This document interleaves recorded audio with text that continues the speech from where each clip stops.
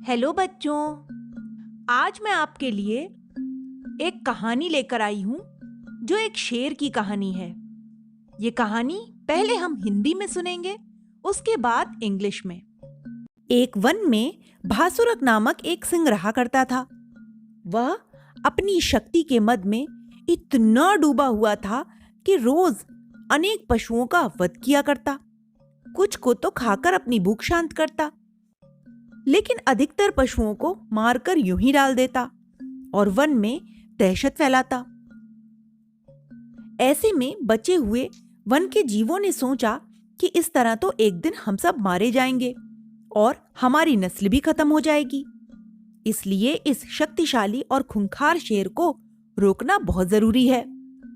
यह विचार करके वन में बचे हुए प्राणियों ने एक बैठक बुलाई। सबने अपने अपने विचार रखे। एक चालाक लोमड़ी ने अपनी राय प्रकट करते हुए कहा, मेरे विचार से हमें अपनी ओर से एक प्रतिनिधि भेजकर शेर के सामने यह प्रस्ताव रखना चाहिए कि भूख मिटाने के लिए उसे प्रतिदिन एक प्राणी की जरूरत होती है, तो इतने जीवों की हत्या करने से क्या लाभ है। सबको लोमड़ी का विचार ठीक लगा और उसे सभी अन्य जीवों ने स्वीकार भी कर लिया। उन्होंने गीदड़ को ही सर्वसम्मति से अपना प्रतिनिधि चुना और शेर के पास भेज दिया।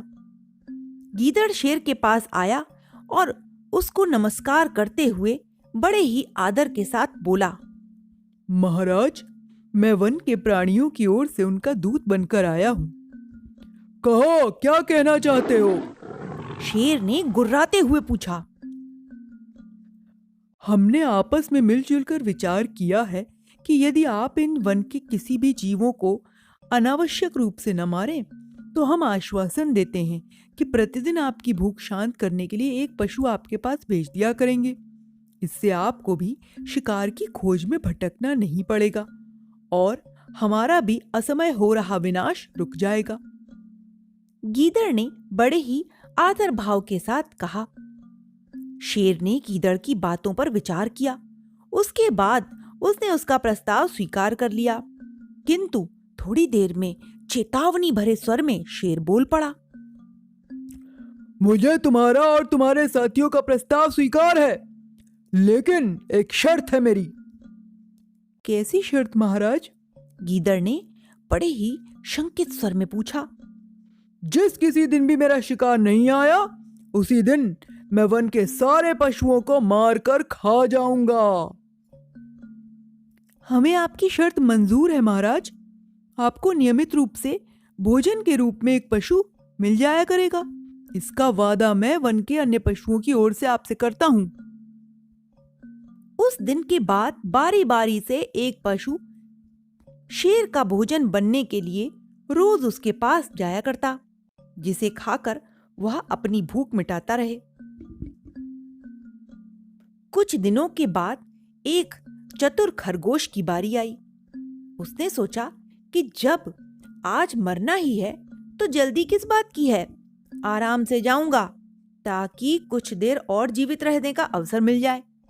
इसके अलावा वो ये भी सोच रहा था कि कोई ऐसी युक्ति निकले जिससे मैं शेर को हमेशा के लिए समाप्त कर सकूं। परंतु यह तो छोटा मुंह बड़ी बात हो गई। इतना छोटा खरगोश इतने बड़े शेर को कैसे मार सकता है। लेकिन खरगोश ने अपनी बुद्धि और चालाकी से एक युक्ति निकाल ही ली। सहसा खरगोश ने एक उपाय सोचा और अपनी योजना के अनुसार सायंकाल होने पर वह शेर के पास पहुंच गया। शेर खरगोश को देखकर आग बबूला हो गया। अरे दुष्ट, एक तो तू इतना छोटा है कि तुझे खाकर मेरी भूख मिटेगी ही नहीं, उस पर तू इतनी देर से आया है। कल प्रातःकाल होते ही तेरे सारे जाति बंधुओं का विनाश कर दूंगा, मैं सबको खा जाऊंगा। महाराज ऐसा मत कहिए। मैं तो प्रातःकाल होते ही घर से निकल पड़ा था और ठीक समय आपके पास पहुंच भी जाता, लेकिन रास्ते में मुझे दूसरे शेर ने घेर लिया। महाराज, मैं किसी भी तरह अपनी जान बचाकर आपके पास आया हूँ। दूसरा शेर? इस वन में मेरे अलावा और कोई शेर नहीं है। भासुरक तुरंत भड़क उठा। मैंने अपनी आंखों से देखा है महाराज, उसने मेरा रास्ता रोका और मुझे खाने की चेष्टा भी की थी। लगता है उस दुष्ट की मृत्यु निकट आई है, जिसने मेरे रहते मेरे वन में आने की हिम्मत की है। भासुरक दहाड़ते हुए खरगोश से बोला। चलो दिखाओ मुझे कहाँ है वो दुष्ट। खरगोश मन ही मन खुश हुआ और बोला, आइए महाराज। खरगोश भासुरक को एक सुनसान जगह पर ले गया और इधर उधर देखने का अभिनय करने लगा। फिर बोला, महाराज, लगता है आपके डर से इस कुएं में छुप गया है वो। ओहो, डरपोक कहीं का। यह कहकर शेर ने कुएं में झांका तो पानी में उसे अपना प्रतिबिंब नजर आया। भूख और प्यास से व्याकुल भासुरक ने समझा कि यह वही दुष्ट शेर है जो इस वन में मेरा एक छत्र राज्य छीनने के लिए आया है।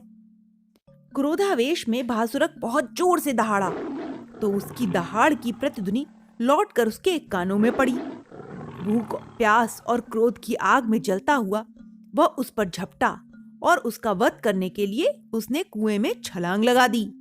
कुएं में कूदते ही भासुरक डूब गया और डूबकर मर गया।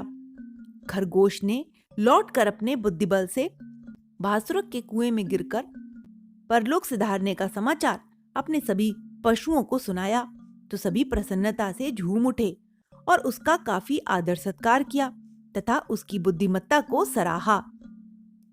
छोटे से खरगोश की बुद्धि के कारण आज जंगल के सभी जानवर सुख और चैन से रह सकते हैं। तो बच्चों, इस कहानी से हमें यही शिक्षा मिलती है कि बुद्धि बल से बड़ा कोई दूसरा बल नहीं होता। बुद्धि बल से निर्बल प्राणी भी शक्तिशाली को धराशाही करने में समर्थ रहता है।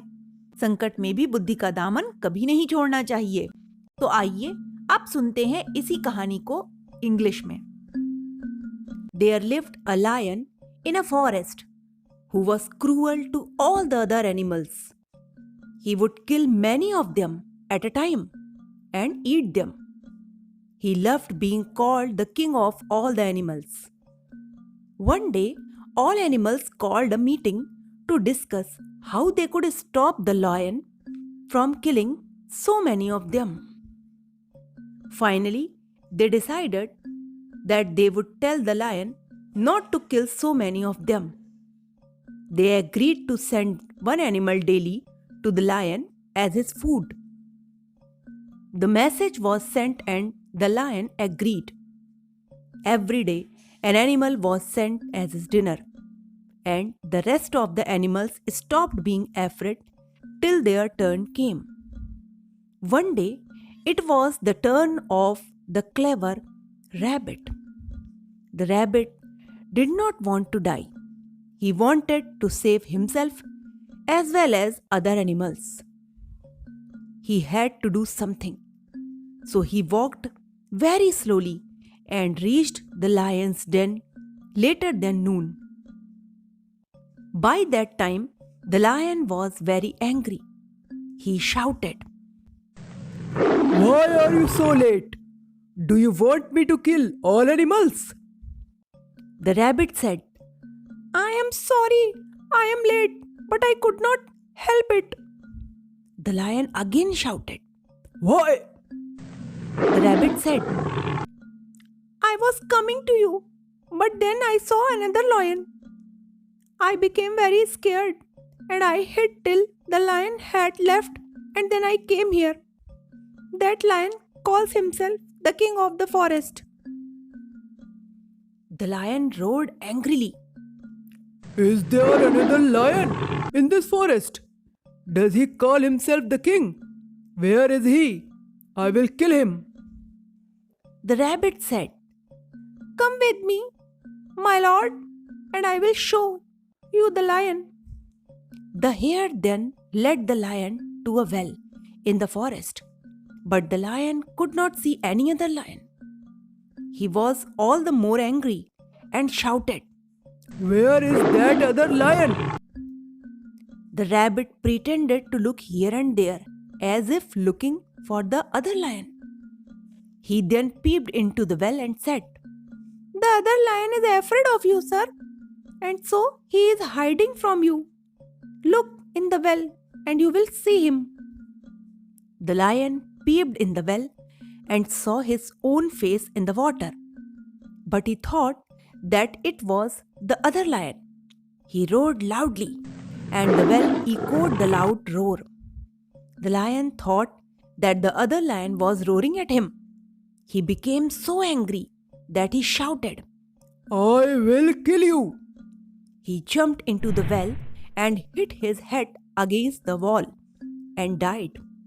Then the old rabbit went back to the other animals and told them that the lion was dead.